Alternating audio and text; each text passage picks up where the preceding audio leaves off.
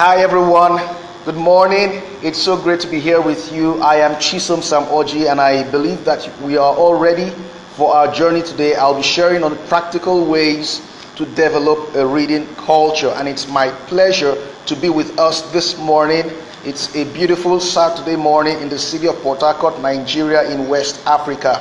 And I want to thank King Newman Ezekiel for what he's doing, wonderful thing he's doing with the group. You're all welcome. Thank you. And so today on this journey, we will look at what is reading. We will also look at what reading culture is. We would look at why people don't read. We will also look at why you should read and 10 advantages of reading, and then 21 tips I'll share with you on how to develop an effective reading culture. So if you are good to go, I'm also good to go. Now I looked at the dictionary for the word reading, and the dictionary says that reading is a complex cognitive process of decoding symbols in order to construct or devise meaning. And so reading is also a means of language acquisition and sharing information and ideas. And so when we talk about reading culture, we are trying to say it has to do with imbibing the habit of effective and consistent reading. So reading culture has to do with imbibing the habit of effective and consistent reading. Now, everything in life is learned.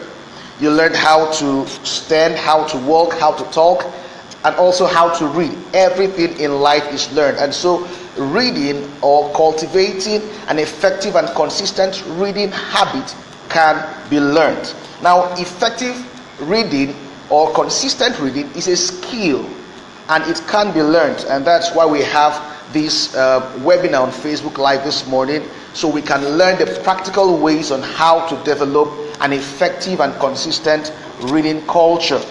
Now, reading process, we must understand that it requires continuous practice. Yeah, it requires continuous practice and continuous development of yourself. It also requires continuous refinement.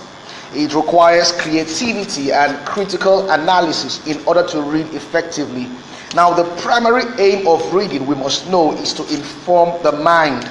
And a whole lot of information we need are found in books, in magazines, in novels, and in various kinds of literatures we have with us today. And so to get a hold of those information that we need for ourselves, for our lives, for everything that we do, we need to read. There is a great need to have an effective and consistent reading culture. Now, there are a few reasons from my research. There are a few reasons I'll share with you why people don't read. Number one, people don't read because they have phobia for reading.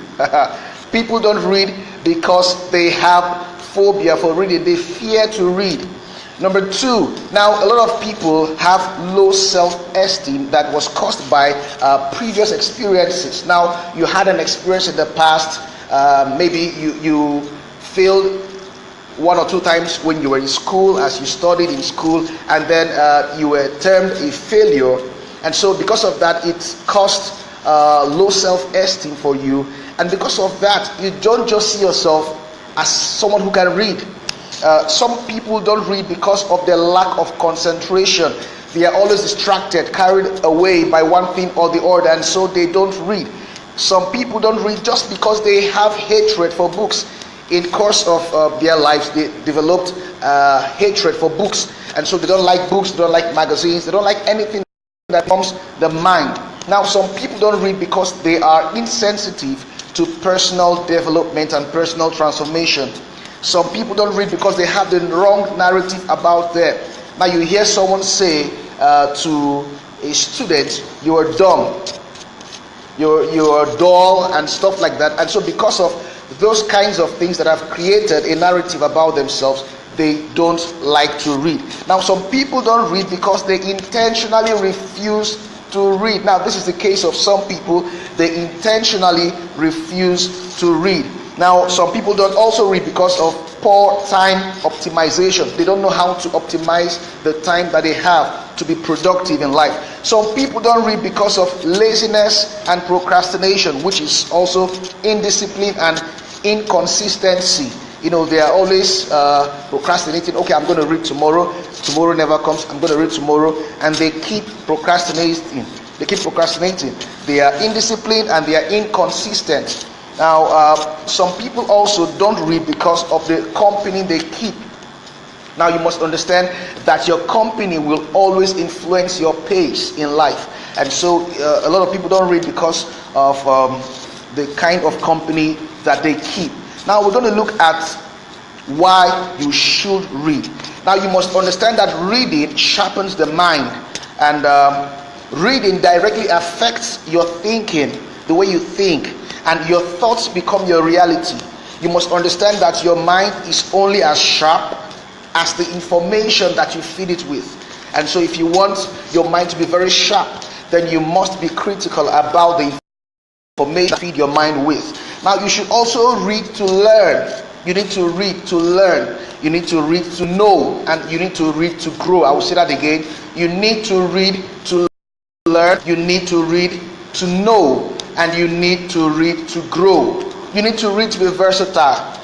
We are in the age of information, and information is so readily available to us. And so you need to read to be versatile. You need to read to be vast in an area of interest. Whatever your area of interest in life is, it is your responsibility to feed yourself with adequate and appropriate knowledge in order to be vast in that area. You need to also read to discover secrets. Now, from personal experience, I have discovered that so many of the authors we have today, they share certain secrets in their books. A lot of people I regard as role models, as mentors, and all of that, they share some secrets in their books that they will never say to you, even when you're with them. But when you get a hold of their books, you will find those secrets right there. Now, you also need to read to challenge your mind and expand your horizon. Now, these are a few reasons why I feel that people should read. Now, there are various advantages of reading. I'm going to share with us about 10 of them. Now, reading, number one, reading adds knowledge. There are available writings on almost every subject and issue in life today. And if you want to know more about it, find an article, find a book, find something about that subject, about that topic, and read and add knowledge to yourself. When you add knowledge, you increase your value. Whenever you add knowledge, you increase your value. Now, the second reason why, the second advantage of reading is that reading enhances your imagination power. Now, as you read, you discover that pictures and images are formed in your mind as you read through the lines, trying to comprehend what the writer is saying. You begin to see images in your mind. That's your imagination power. And so the more you read, the more your imagination power is sharpened. And so you need to read to frame up your mind properly. The third advantage is that reading sets your mood. Now, as a person, there's a particular mood you want to be in, and the best way to set yourself in that mood is by reading. For example, students would always read their academic books in order to be in that mood, of learning, academic learning. You need to read academic books. Now, spiritual people also have spiritual books. For example, for the Muslims, they have the Holy Quran. For the Christians, we have the Holy Bible. And there are various other religious books for religious people. And you see, when you read those kind of books, those spiritual books, you are set in a particular mood. Now, there are novels, to set yourself in a very relaxing mood, for fiction, romance, thrill, and all of that. Now, the fourth advantage of reading is that reading improves your vocabulary and grammar. Now, to learn good usage of language, of grammar, of words, you also need to be a good reader. Yeah, from personal experience, it has also helped to improve my use of vocabulary and grammar. Now, reading enhances your writing and speaking skills. Reading itself is also a learning process. And so you learn from what you are reading. And so as you read and learn, you also enhance your own writing skill. You learn how to write just the way what you are reading was written. You can also learn how to write. And also it helps to speak well. As you read, in your mind, it's like you're playing out the words. They sound like words in your mind. And so it helps you to read well. It also boosts your confidence, when you are writing and when you are speaking. Number 6, reading reveals secrets. I've said that before. When you read, you learn from the experiences of others. And so if I share my mistakes in a book about something, and you read that book, you have learned from my experience, and I don't expect you to make that same kind of mistake, because I've revealed my secrets to you. And so most authors have their secrets revealed in books. And so when you read these books, you learn the secrets, you learn from the experiences, you learn grave lessons. Number 7, reading fills up any vacuum in time.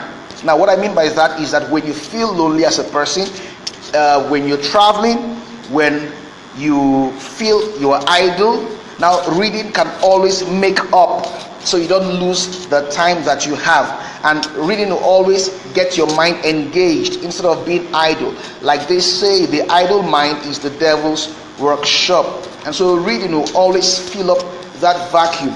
Now number 8, reading improves your concentration. If you want to learn how to concentrate, you need to develop that habit. You need to cultivate that habit of reading. It helps you to focus. It helps you to keep pace. It helps you to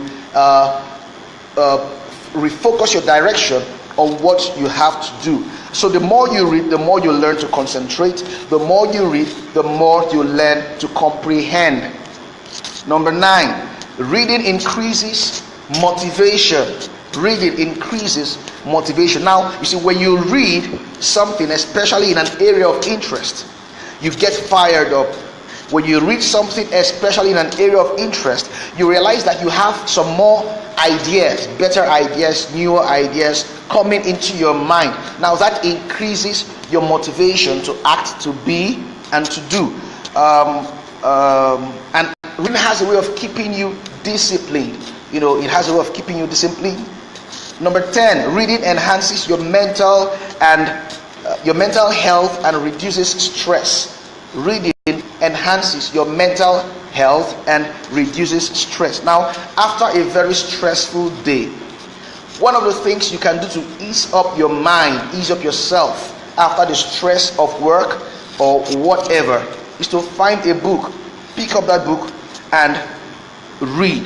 It's a very good tool to shift your mind away from the stress into a state of tranquility. Now that's what reading can do for you after a stressful day. It shifts your mind away from the stress into a state of tranquility. Now let me share my story with you. Many years ago, growing up as a little boy, I never loved to read. My mom and my dad will always encourage me to read, but I never loved to read. But when I began to understand personal development and I began to understand personal transformation, then I understood the need for me to read. I understood the need for me to read. And so a few years down the line, there was this drastic transformation that happened to me, and I can boast of a very big library right now. My personal library is big enough to even start a bookshop with. So I try to read something regularly. You can read regularly. I try to read something on every area of interest that I have. I try to find books, magazines, every kind of literature that I can find. I go online, search for articles, I read blogs and everything, just to inform my mind and challenge my mind. And so the same thing can happen to you. I'm going to share with us a few tips that will help us, practical ways of developing an effective reading culture. Now, the journey of 1,000 miles, they used to say, begins with a step. But I will say that the journey of 1,000 miles begins with a decision. you've got to decide to take that step. You've got to decide to take that step. And so you need to deliberately decide and determine to read. That's the first thing. If you want to develop a good reading culture, you've got to decide and determine to read. And then you need to change the narrative about yourself. Maybe before now, you say to yourself, I'm not a good reader. I don't know how to read. I don't like reading. You need to change that narrative about yourself, because you see, everything you say about yourself either empowers you or disempowers you. Everything you say or think about yourself, it's either going to empower you, either going to take you up or bring you down. And so if you have the wrong narrative about yourself, you're not empowering your mind, you are disempowering your mind. And so you need to change the narrative about yourself. Speak good things about yourself. Now you also need to believe in yourself. You need to believe in yourself, believe in your abilities, believe in your potential, believe in your gifts, your skills, believe in yourself. Now you also need to have foresight. You need to have foresight. You also need to set targets and goals. You need to know the result. What do you want to achieve when you read? Then you need to have a reading plan. Very important. You need to have a reading plan. You need to know how you need to read, how you should read, when you should read. You need to have that reading plan. What you should read, you need that in your reading plan. Then you need to choose what you read. It's very important here. There are materials available in almost every subject in life. But you see, you need to know what you need and go for it. Make it your priority and go for it. And so not everything is necessary to read. You also need to filter what goes into your mind. You see, the mind is a very powerful part of your life. It's the central command and control center of your life. And so whatever trash you take in there is going to have either, whatever you take into your mind is going to have either a positive effect or a negative effect. So you've got to be critical about what you feed your mind with.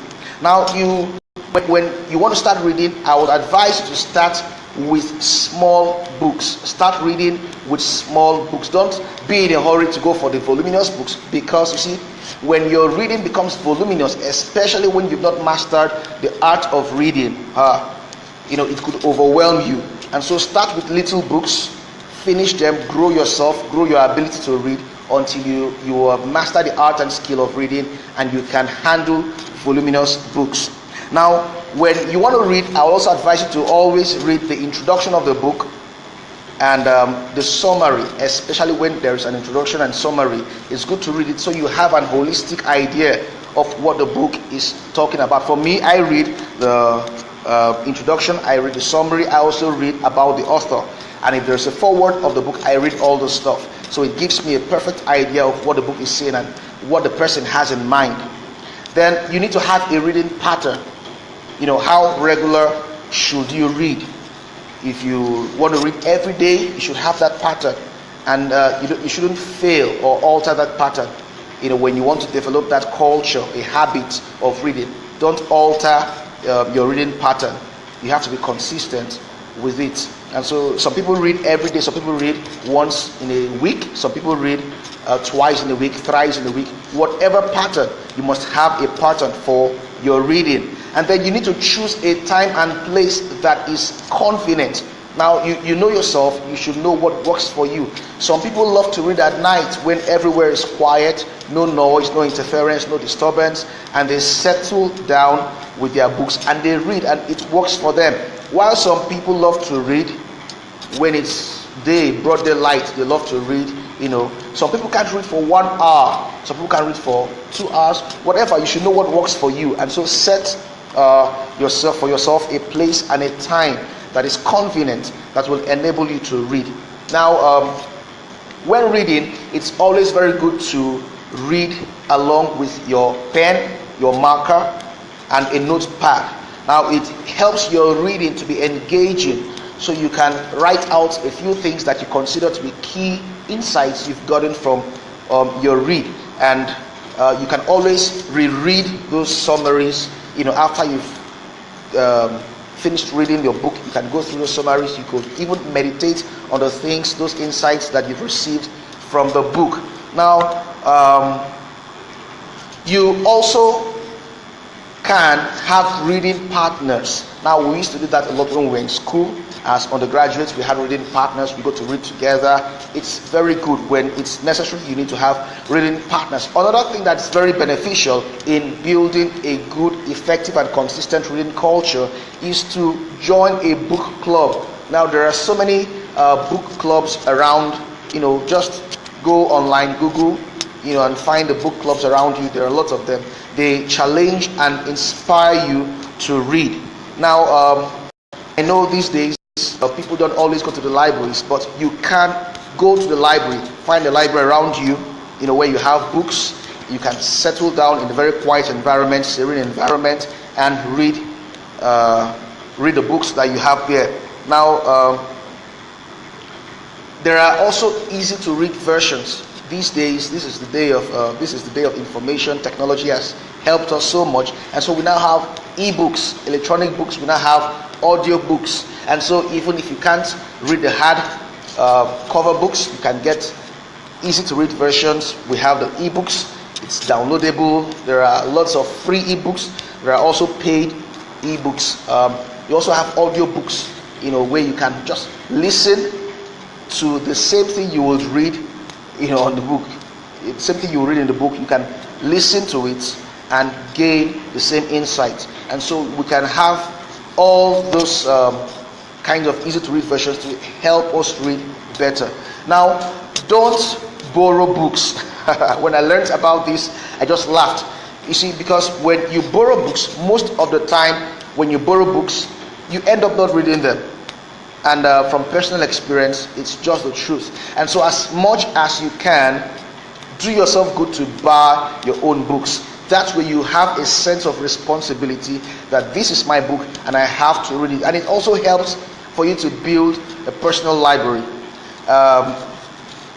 Now, it's also good to note that you don't have to make reading like so stressful on you. Don't make it look like it's a labor. No. When you feel tired as you read, or you feel worn out, it's very good and appropriate to stop reading, take a break.